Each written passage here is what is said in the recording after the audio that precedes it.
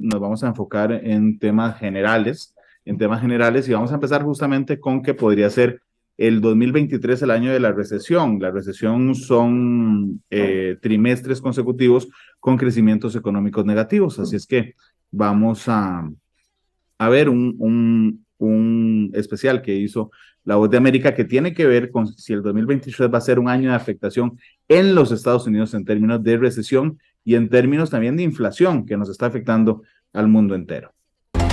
Hola, ¿qué tal? Bienvenidos. Soy Nathalie Saras Guaitero, les acompaño desde Washington. Bueno, comenzamos esta semana echándole un vistazo a cómo será este 2023 en materia económica aquí en Estados Unidos, toda vez que los altos precios siguen dominando la escena y los consumidores están aún temerosos de gastar demasiado debido a las altas tasas. Pero vamos a ver algunos números. Por ejemplo, la inflación se ubicó en 7,1%, esto a finales de 2022, que representa un descenso en comparación con meses anteriores, como por ejemplo junio, que se ubicó en 9 puntos. Está aún lejos de la meta de 2% que indican los organismos oficiales, pero ya se alejó del peligroso umbral de los 2 puntos porcentuales. Bien, una de las principales razones de esta cifra, según la Oficina de Estadísticas Laborales, es la reducción de hasta un 13% en diciembre de los precios de la gasolina. Ahora, para ubicarse en un promedio de $3,2 el galón, de acuerdo con la firma AAA. En su más reciente boletín, el Foro de Investigación Económica señala que el consenso general de los pronosticadores profesionales participantes del Comité Federal de Mercado es que el crecimiento económico va a ser lento y vamos a enfrentar una recesión leve, aunque corta.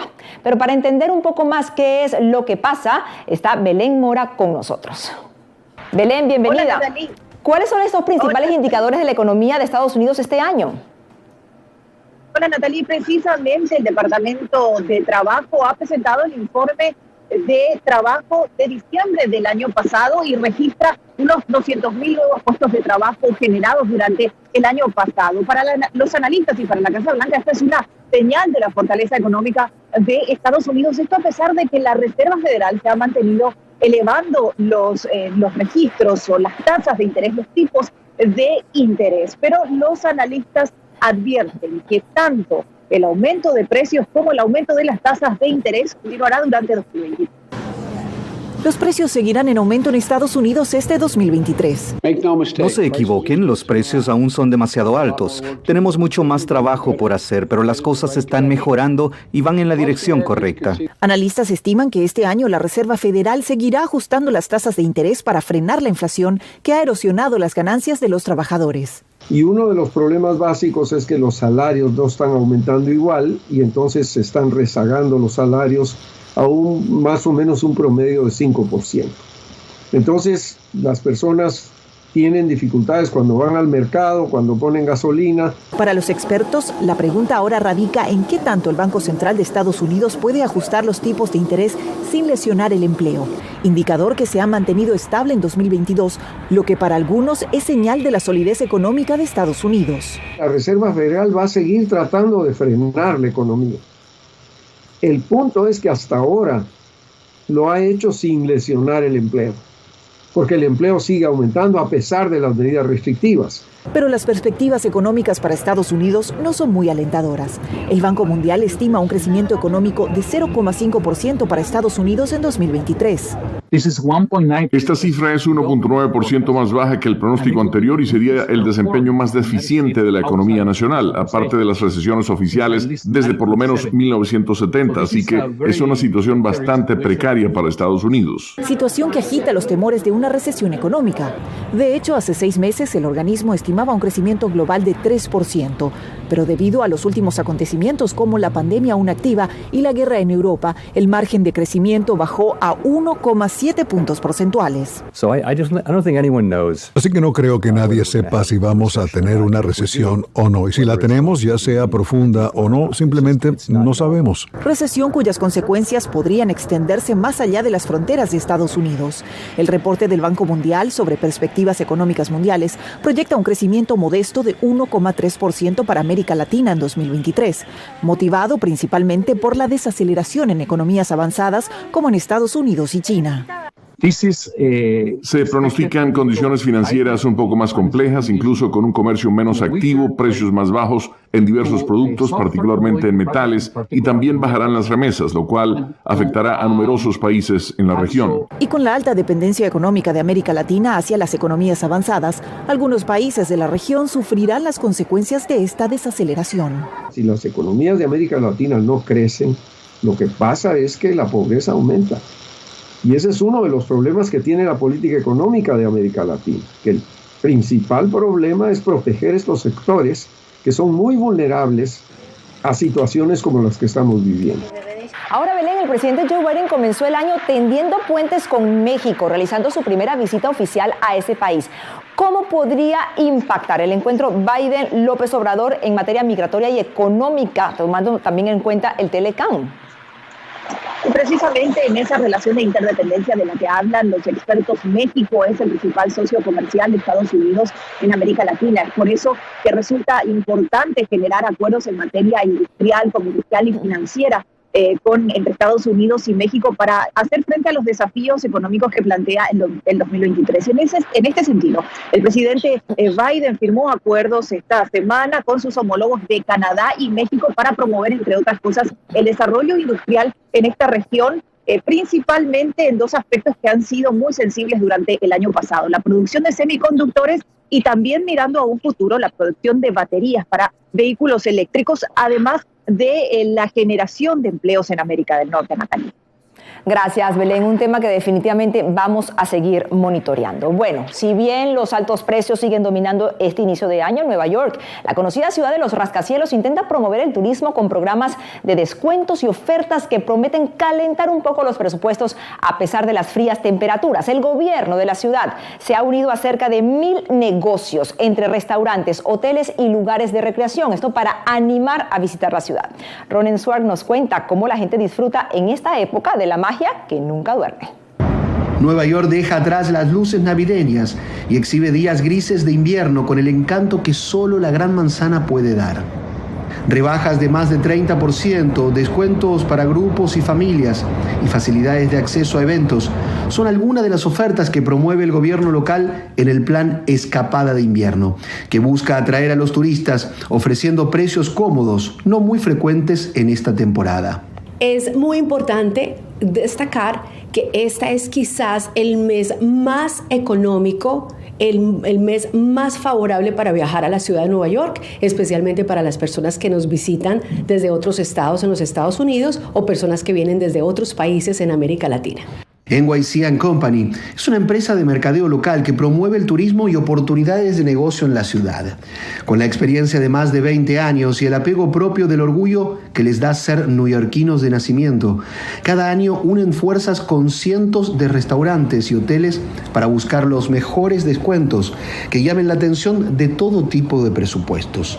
A partir del 17 de enero y hasta la primera quincena de febrero, más de 600 restaurantes exponen lo mejor de su menú a precios más accesibles que el resto del año. La gente puede encontrar almuerzos o cenas en restaurantes de clase mundial por precios supremamente módicos. En el plan también se anotaron 140 hoteles que participan con el 23% de descuento en un promedio de 125,000 habitaciones distribuidas entre 4 de los 5 municipios de Nueva York: Manhattan, el Bronx, Queens y Brooklyn. Los precios son muy buenos en comparado como septiembre, octubre, vienen siendo como más bajitos. Para tener una idea, una de las zonas más apetecibles en la Gran Manzana es Times Square, aquí donde estamos. Pues bien, un hotel cercano puede llegar a costar hasta $1,200 la noche, pero en esta temporada los precios oscilan entre los $200 y los $350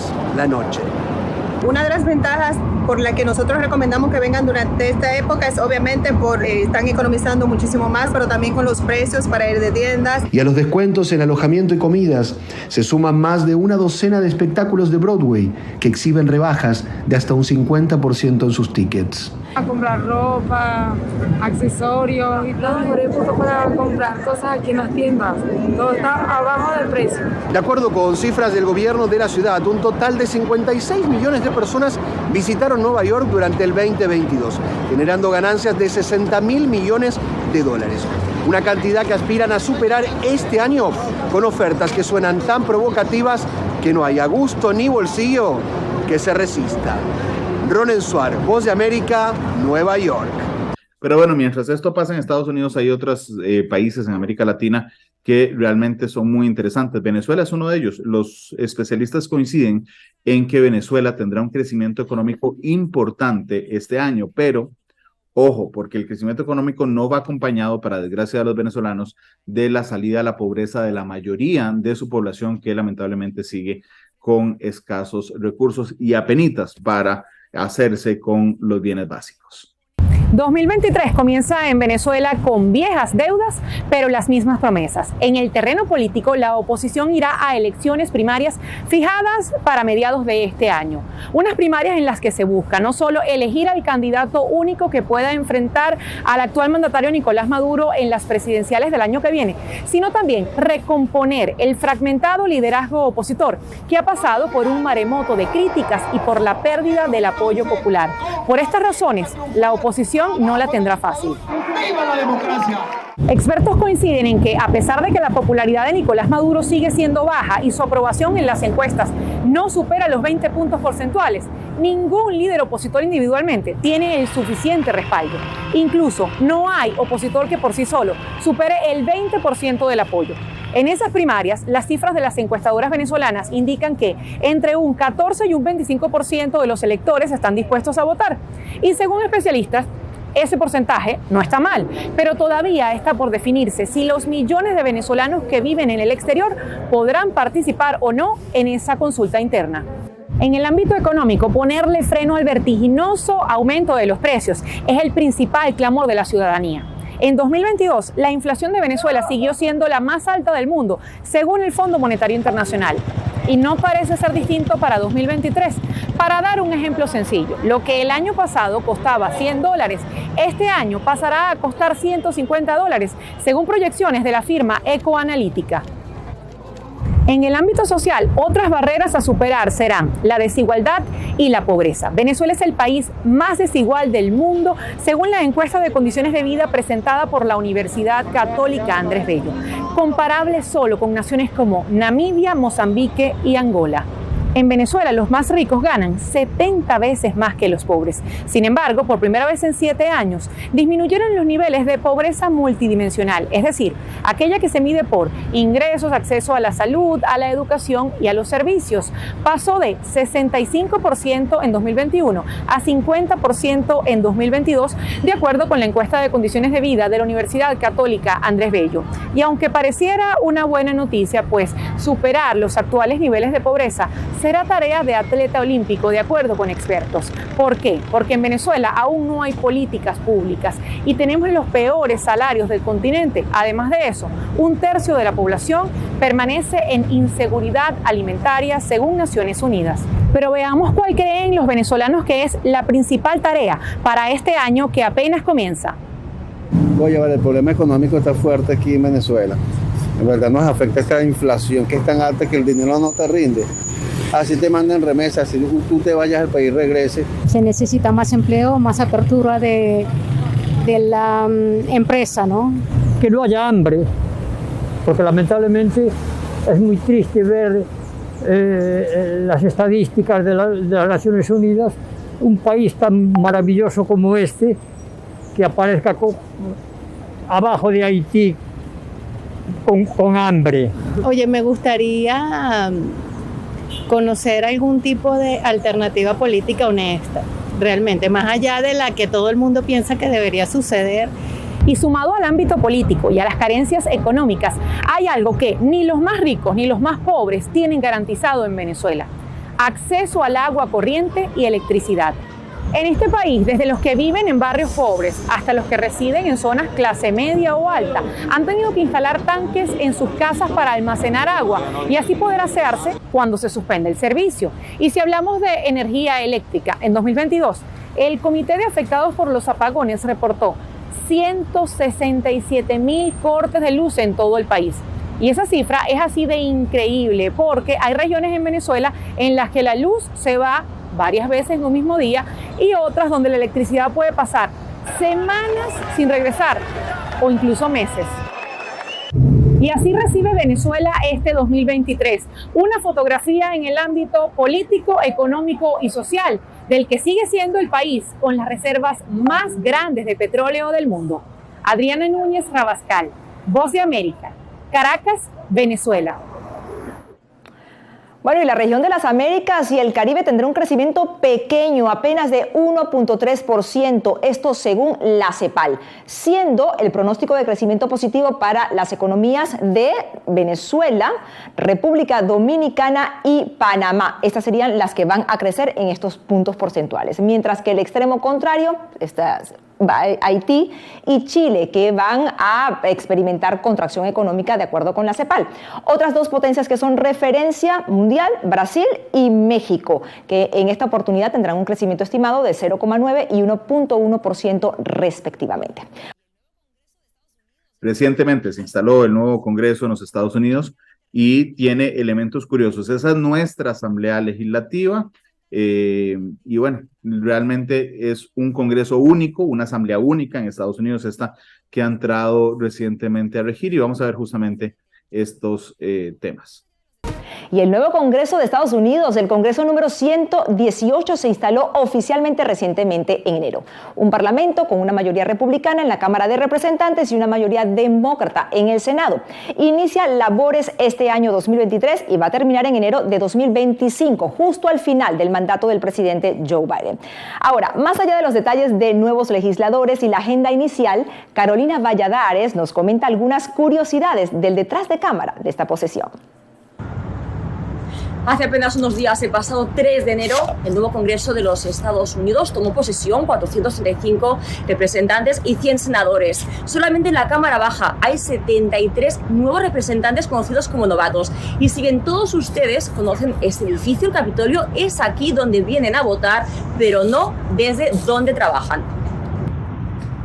¿Y desde dónde trabajan? Bien, pues desde los edificios administrativos conocidos como el Cannon, el Longworth y el Rayburn. Y como todo nuevo empleado requiere una oficina, y aquí no es menos. Aquí hay mudanzas en toda regla. El edificio más disputado es el Cannon, que fue recientemente remodelado, y el menos disputado, el Longworth, del que dicen que tiene los techos un poquito bajos. Y estamos precisamente en el edificio de Longworth, que está en medio de los tres. Y aquí ya hemos visto que hay oficinas libres. Ahora, ¿cómo se distribuyeron estas oficinas? Bueno, pues hay un sorteo en toda regla y los representantes eligen un numerito de una urna que data del siglo XX. En función del número que uno obtenga, pues lógicamente, cuando más cercano al cero, tiene más números de elegir la mejor oficina de todas. Y una vez realizado el sorteo reciben oficinas completamente vacías como esta. A algunas les hace falta más trabajo que a otras para que queden al gusto del congresista. Y entre todo lo que tienen que elegir, más allá de las alfombras, está como siempre mobiliario, escritorios, sillas, mesas, lámparas, muebles que pueden ser nuevos o los pueden reutilizar como estos. Y una vez elegidos los muebles, le toca el turno a la papelería y a la decoración que compran en tiendas como estas. Y en esta vida nada es gratis y los congresistas tienen que pagar por todo artículo que lleve el sello del Congreso, desde bolígrafos, lapiceros, pegatinas, libretas, portafolios, todo hay que pagarlo, precios que van desde los pocos centavos hasta las decenas de dólares. Y como en toda ciudad subterránea, y el Congreso de los Estados Unidos no lo es menos, hace falta restaurantes, donde a veces surgen las mejores imágenes políticas, ya sea en torno a un perro caliente o a un trozo de pizza. Carolina Valladares, Voz de América, Washington. Vamos a otro tema importante, porque hay una nueva aplicación que está ayudando a las personas transgénero en su proceso de adaptación social. Se está utilizando ya en Estados Unidos y justamente vamos a conocer la historia. La cantidad de jóvenes que se identifica como transgénero en Estados Unidos casi se ha duplicado en los últimos años y el total de personas que no están conformes con su género supera el 1.000.000. Si bien los derechos de la comunidad LGBTQ+ aún se debate aquí en este país, surgen herramientas tecnológicas que ayudan a estas personas en su difícil proceso de aceptación social, al tiempo que transcurre su transición de género. Catherine Rivera nos dice cómo una nueva aplicación está marcando la diferencia. Él es Joshua Tim, un joven de 19 años que se considera un hombre cisgénero o cisexual, es decir, que se siente identificado con su sexo anatómico y el género que le fue asignado al nacer, pero cuenta que hubo ocasiones en las que no estaba tan seguro. Cuando estaba en secundaria hacía cosas como pintarme las uñas. Yo me pinto las uñas, ¿sabes? Podía usar ropa más femenina. Incluso las personas cis, como yo, se preguntan a lo largo de su vida, ¿soy realmente un hombre? ¿Soy realmente cis? ¿Soy trans? Motivado por su propia experiencia y la de sus amigos, Joshua creó Discover Me, o Descúbreme, una aplicación que aborda una parte importante del proceso de identidad de género, el cambio de nombre. Quiero decir, tu nombre es algo pequeño, pero es la forma en que te presentas al mundo. Es enormemente significativo para dar forma a tu identidad. La aplicación coloca el nombre propuesto en varias oraciones y contextos distintos, lo que permite a los usuarios verlo en entornos profesionales, académicos e informales. Puedes deslizar hacia la izquierda o hacia la derecha para indicar si te gusta o no el nombre. La aplicación, ganadora de un reciente concurso de estudiantes organizada por la empresa Apple, surge en un momento en que el debate sobre los derechos de la comunidad LGBTQ+, y los cambios en los sistemas para la inclusión de los jóvenes transgénero está en boga en Estados Unidos, incluso a nivel parlamentario. Señor secretario, la administración de Biden publicó una impactante guía titulada Atención de afirmación de género en los jóvenes, que alienta a los niños a tomar productos químicos peligrosos y a someterse a operaciones de cambio de sexo. Así que queremos saber, responda sí o no. ¿Es abuso infantil realizar una operación de cambio de sexo en una niña de 12 años? No voy a caer tan bajo. Legisladores demócratas se muestran a favor. Ese proceso de averiguar con qué género te identificas no representa una amenaza para nadie. De acuerdo con una encuesta del Sistema de Comportamiento de Riesgo de Jóvenes de los Centros para el Control y Prevención de Enfermedades, 1.6 millones de personas mayores de 13 años se identifican como transgénero en Estados Unidos. De esta cifra, 38.5% son mujeres transgénero y 35.9% son hombres transgénero. Ante esto, diversas compañías o personas como Tim, que tienen la necesidad que deben ser atendidos como miembros de la comunidad transgénero, han sacado provecho de la tecnología para acompañar a las personas en su transición. Eva, por ejemplo, es una plataforma digital que ofrece entrenamiento de voz para lograr un tono femenino o masculino. Y Pride Counseling ofrece acompañamiento psicológico a la comunidad LGBTQ+. Indistintamente de las posiciones políticas o sociales, la tecnología promete seguir avanzando en la creación de herramientas para ayudar a otros, ya sea que se identifiquen como él, ella o ellas. Catherine Rivera, Voz de América, Washington.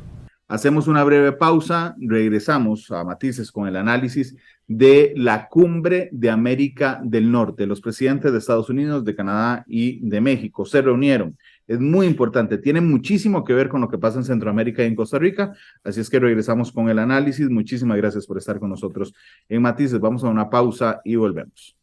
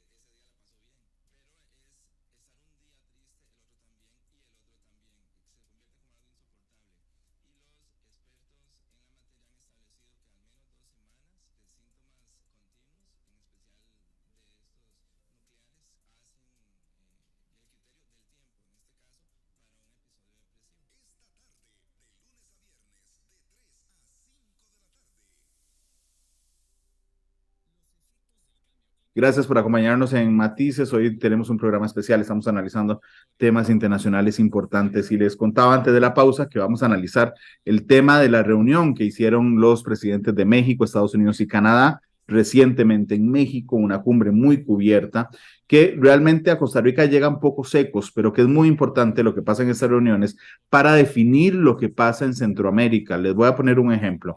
Si el gobierno de Andrés Manuel López Obrador en México cierra su frontera con Guatemala, los centroamericanos, en lugar de huir hacia los Estados Unidos, lo harán hacia otros países de Centroamérica, y eso por supuesto que a nosotros nos interesa muchísimo.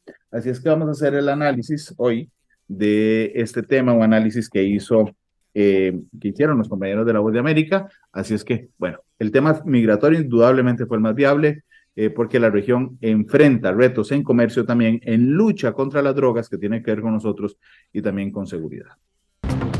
Esta semana concluyó en México la cumbre de los líderes de América del Norte. El presidente de Estados Unidos, Joe Biden, en México, el de México, Manuel López Obrador, y el primer ministro de Panamá, Justin Trudeau, abordaron temas que van desde migración, cambio climático, seguridad y mayor integración económica. Norteamérica representa el 20% del comercio internacional, según datos del Banco Mundial, pero también es la principal receptora de flujos migratorios en el mundo. Estados Unidos es el país con más migración.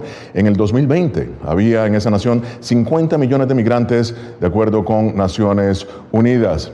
Y bien, Jaime Moreno se encuentra ahora con nosotros desde México. Jaime ha estado cubriendo esta cumbre. Jaime, ¿qué acuerdos se lograron en este encuentro de los tres amigos? Bienvenido. Hola Gonzalo, este encuentro de los tres amigos giró en 4 aspectos: seguridad regional, cambio climático, migración y competitividad.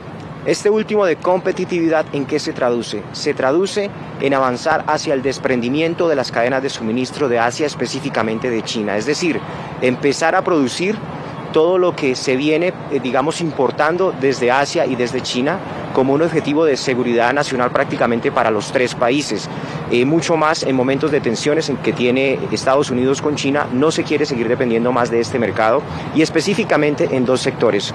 Uno tiene que ver con la fabricación de las baterías de los carros eléctricos, que se puedan hacer en la región, que se puedan hacer con los componentes que se produzcan en México o en Estados Unidos o en Canadá, o tal vez en algún país de la región. En otro aspecto tiene que ver también con los semiconductores, que los semiconductores también puedan construirse y ensamblarse en la región, para no tener que depender de Asia en este mercado, que son 2 sectores claves para la competitividad de la economía, sobre todo de estos países de América del Norte. Este es uno de los aspectos destacados de esta cumbre, porque, Gonzalo, es la primera vez que estos 3 países se ponen de acuerdo en una estrategia para avanzar en ese fortalecimiento de la cadena de suministros. Y fue una reunión, Gonzalo, que se dio en un ambiente de fraternidad, de amabilidad por parte del anfitrión, el presidente Andrés Manuel López Obrador, después de que él se negara a asistir a la Cumbre de las Américas. Elogió mucho al presidente Joe Biden, le dijo: mire, gracias por no haber construido un solo metro de muro. Y le dijo que él tenía la clave para extender la relación con América Latina. Sin embargo, después de ser tan elogioso y tan amigable, le mandó un reclamo respecto a la actitud que él considera ha sido como una actitud de desdén de Estados Unidos hacia la región durante muchos años. Que es el momento de terminar con ese olvido, ese abandono, ese desdén hacia América Latina y el Caribe. El presidente Joe Biden no se esperaba ese reclamo de esa manera tan directa y ahí de frente en la mesa mientras estaban negociando. No le respondió, específicamente a lo que estaba diciendo, pero sí le dijo que durante muchos años Estados Unidos ha hecho inversiones millonarias en la región, y le dijo que él está de acuerdo en que se debe seguir avanzando en esa integración con Latinoamérica. Solo en los últimos 15 años hemos gastado miles de millones de dólares en el hemisferio, decenas de miles de millones de dólares en el hemisferio, y lo que tenemos que hacer es lo que usted ha hecho, y yo le comprometo a ello. Tenemos que seguir apoyando y construyendo instituciones democráticas en el hemisferio. Jaime, bien, cordial como bien lo dices, pero al mismo tiempo ese clima un poco de tensión, de reclamo, ¿no? Pero ahora, en el tema de migración, ¿cuáles fueron los puntos más destacados, Jaime? Gonzalo, en el tema de migración, lo que más se puede destacar es que los 3 países acordaron en crear mecanismos adicionales legales, opciones legales para los migrantes, para que no caigan en manos de las redes de tráfico ilegal que cobran la vida de muchas personas, que arriesgan su integridad al intentar cruzar la frontera sur de Estados Unidos. Ese es un aspecto importante. Ahí se puede estar hablando y es un asunto que se irá trabajando a través de estos grupos de trabajo que fueron creados, por ejemplo, en visas temporales de trabajo, visas adicionales. Un segundo aspecto es en mejorar la información sobre los programas existentes. Muchas veces los migrantes no tienen acceso a conocer realmente y de manera puntual cuáles son las opciones que tienen. Estos dos puntos son a los cuales se han comprometido los países de América del Norte en esta cumbre que se desarrolló aquí en la Ciudad de México, Gonzalo. Muchísimas gracias, Jaime Moreno, desde Ciudad de México. Excelente tu trabajo.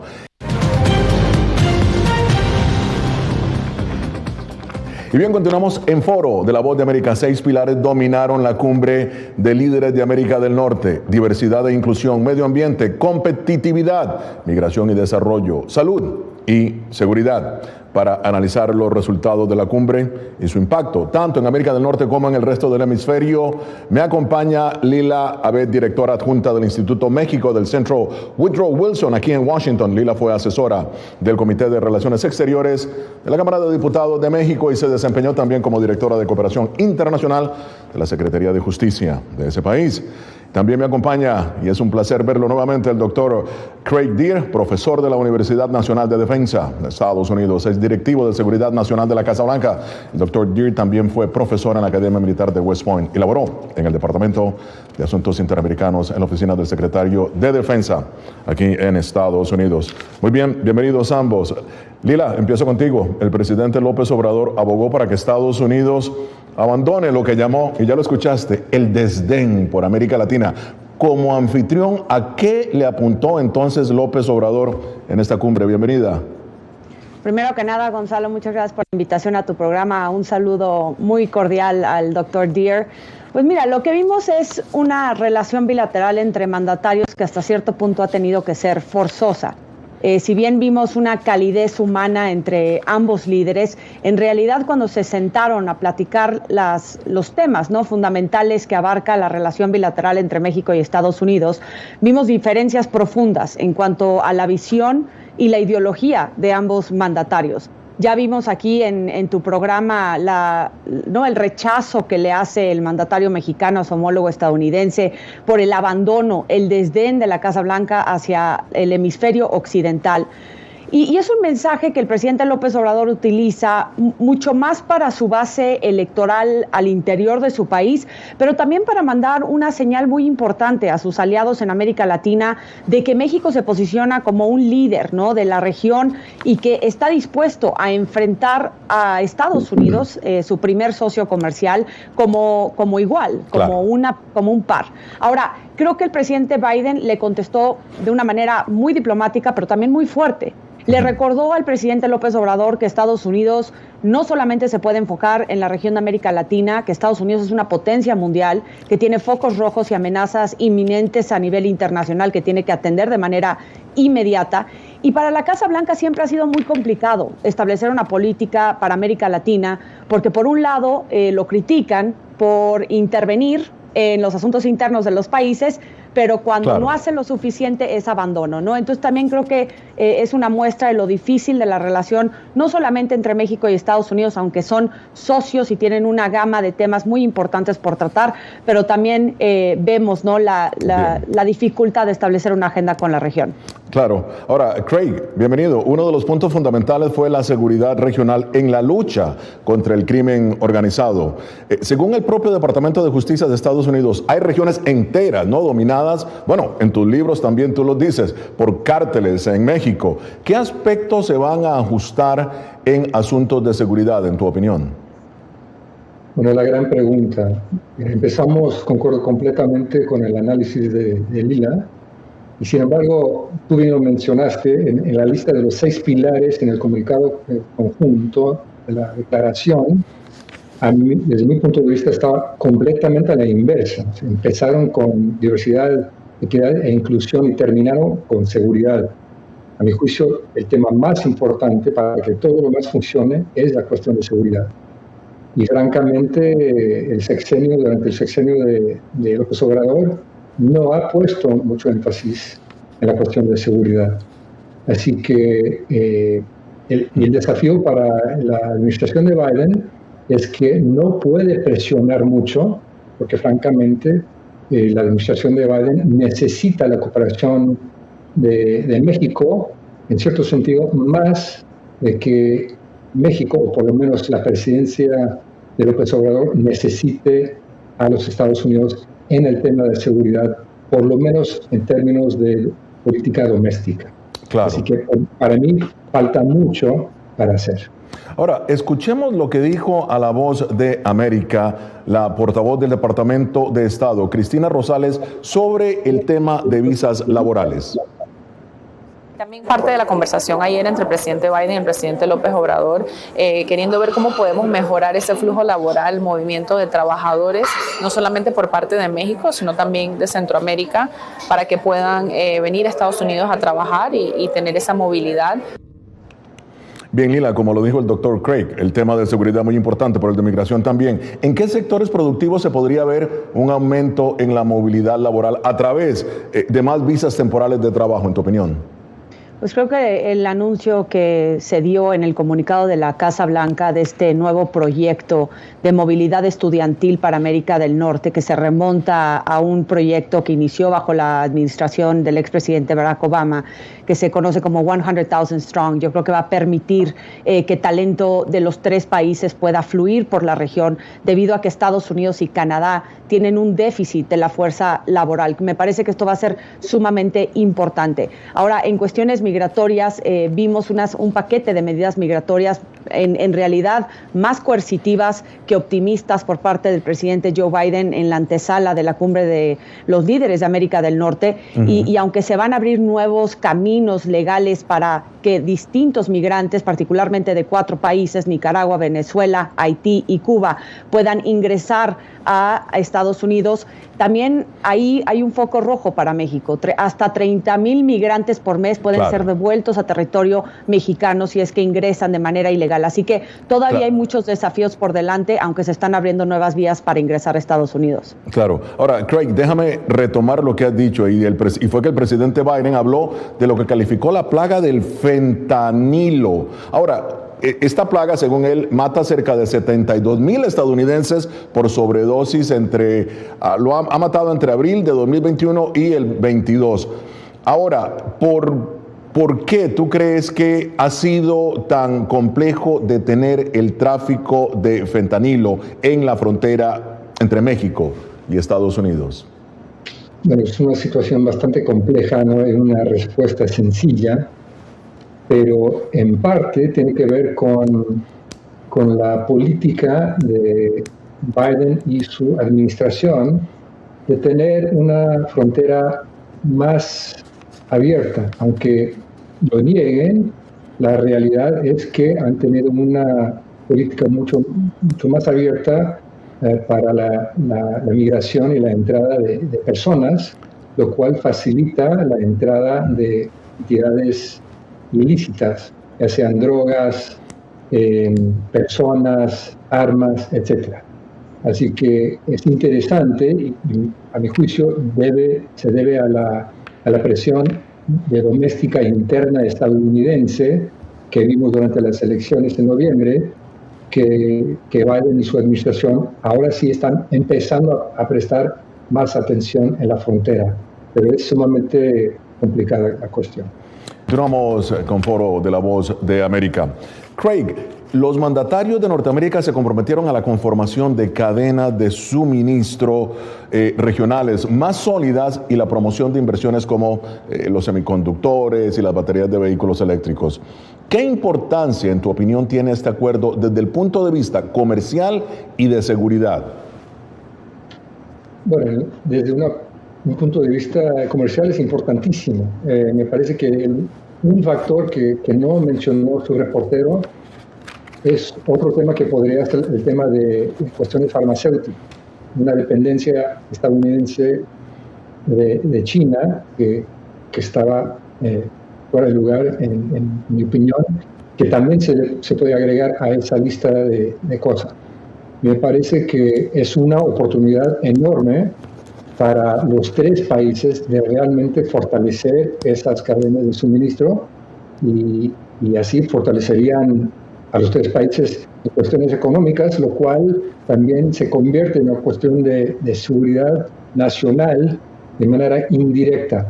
Pero eso nos lleva de nuevo a la importancia de la seguridad y la falta de atención, o quizás, dicho de manera distinta, la política de López Obrador, con su famosa frase de abrazos no balazos, que francamente no ha logrado los resultados que él quisiera ver. Así que espero que la administración de López Obrador preste mayor atención y que le dé mayor énfasis para realmente hacer un esfuerzo en contra de todo el tráfico ilícito que vemos a través de México. Muy bien. Lila, ya escuchaste esa política, ¿no?, de abrazos, no balazos. Ahora, pese a los puntos de encuentro, Lila, Canadá y Estados Unidos siguen acusando a López Obrador de incumplir un tratado de libre comercio para favorecer la compañía eléctrica estatal ante las centrales eléctricas, ¿no?, construidas por inversionistas privados y extranjeros. ¿Cómo analizas esa situación en medio de ese clima de cordialidad? Sí, sin duda la disputa comercial que inició Estados Unidos y que luego se sumó Canadá es una disputa muy importante para el futuro de América del Norte. Ahorita se encuentran en una etapa de consultas que podría traducirse en un panel que podría encontrar en supuesto caso si México ha violado uno o varios tratados del TEMEC. Se esperaría que cuando un país hace daño implemente medidas correctivas para revertir ese daño. Pero debido a que el sector energético, la autosuficiencia energética de México es un pilar ideológico del presidente López Obrador, difícilmente va a revertir sus distintas reformas energéticas, lo que mandaría una terrible señal no solo a sus socios comerciales de la región de América del Norte, sino a todo el mundo de que en México no hay certeza jurídica, de que se cambian las reglas y de que no va a implementar ni seguir muy de cerca el nuevo marco regulatorio legal del TEMEC. Yo creo que esto podría poner en jaque el futuro desarrollo económico de la región y también viene la primera revisión del TEMEC, Gonzalo, en 2026 y ahí es donde van a juzgar a México y a las otras partes de cómo han implementado y si han seguido lo que dice el TEMEC. En estas cumbres suelen ser de alto nivel, muy diplomáticas, lo refleja el mismo comunicado de la Casa Blanca, pero detrás de a puerta cerrada, en privado, es donde se dan los golpes. Y estoy segura que tanto el primer ministro Justin Trudeau como el presidente Biden hablaron sobre este tema con el presidente López Obrador. Craig, Biden y López Obrador han tenido, llamémoslo, altibajos, ¿no?, en su relación. El líder mexicano no asistió, ¿te acuerdas?, el año pasado a la Cumbre de las Américas en Los Ángeles, argumentando que Washington no invitó a los gobiernos de Cuba, Venezuela y Nicaragua. ¿Cómo viste, en tu opinión, la dinámica de ambos líderes en esta ocasión? Me parece que, como decía hace un par de minutos, en cierto sentido, López Obrador tiene una ventaja con respecto a Biden porque su política interna le ha resultado, a pesar de bastantes críticas, pues tiene una favorabilidad más allá de los 50, en cierto sentido más allá de los 60%, mientras que el presidente Biden está en los 40%. Así que, de nuevo, me parece que Biden necesita a AMLO más que AMLO necesita a Biden, y por eso AMLO ha podido hacer lo que ha hecho, tú bien lo mencionaste, y Biden lo ha tenido que aguantar. Así que es interesante la situación, pero francamente Biden necesita a AMLO para cuestiones de mejor controlar la migración, mejorar la cuestión de seguridad, etcétera. Claro, muy rápidamente, la relación entre ambos ejércitos, Estados Unidos y México. Bueno, esa relación es más institucional, francamente, gracias al esfuerzo de las Fuerzas Armadas de los dos países, empezando en los años 90 y mejorándose durante el sexenio del presidente Felipe Calderón. Eso continúa a pesar de desafíos internos con una militarización un poco fuera de control, en mi opinión, pero institucionalmente está bien la relación. Es increíble cómo se nos va el tiempo, porque ya estamos en la parte final de Foro de la Voz de América. Y ahora sí, Lila, tus conclusiones de esta 10ª cumbre de líderes de América del Norte. Adelante. Yo creo que América del Norte tiene una oportunidad única de fortalecer las cadenas de suministro y aumentar el desarrollo económico futuro de la región si es que los 3 líderes pueden empatar una visión, una agenda en común, a pesar de que son 3 gobernantes completamente distintos de 3 países diferentes que tienen también que atender a sus distintos intereses y a sus audiencias internas.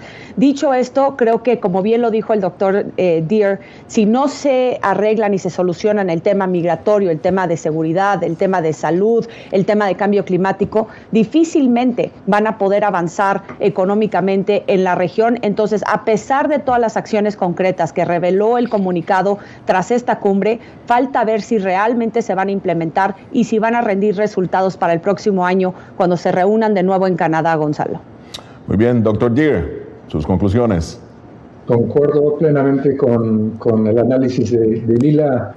Lo único que agregaría es que, bueno, francamente, es una gran oportunidad para los 3, tal como decía. Pero el desafío es que la ideología de AMLO es mucho menos abierta al comercio exterior, como lo habían compartido, bueno, empezando con Salinas, y esa continuación a través de los sexenios. Vemos un cambio para atrás, a mi juicio, casi sustituir la importación para industrializarse, que esa política había quedado pues rechazada por todos los gobiernos, y sin embargo en la cuarta transformación de AMLO como que quiere volver a eso. Ese es un desafío, hay que superar eso. Ahora, perdona, sobre esa política, rápidamente, sobre esa política de sustitución de importaciones, Lila, ¿cómo ves esa política rápidamente? Pues yo creo que tiene una resonancia después de la pandemia de COVID-19, las disrupciones a las cadenas de suministro, etcétera, globales. Yo creo que hay un enfoque en la regionalización, Gonzalo, y un enfoque en regresar los centros de producciones a los países geográficamente cercanos. Pero lo que dice el doctor Deere es un tema ideológico de Andrés Manuel López Obrador, que no necesariamente va a la par de lo que están platicando los líderes de Canadá y Estados Unidos, y estoy de acuerdo que puede ser un desafío en el futuro. Muy bien, muchísimas gracias a Lila Abed y al doctor Craig Deere. Llegamos así al final de esta edición de Foro. Nos vemos la próxima semana con el análisis más allá de los titulares. Desde Washington les habló Gonzalo Abarca. Muchas gracias por habernos acompañado hoy en Matices, y bueno, queda, por cierto, la canción de cierre pendiente, y creo que podríamos cerrar con My Way, pero la versión de Julio Iglesias y Polanca, una versión extraordinaria hoy en el programa. Los espero mañana. Feliz tarde. Hola, ¿cómo están?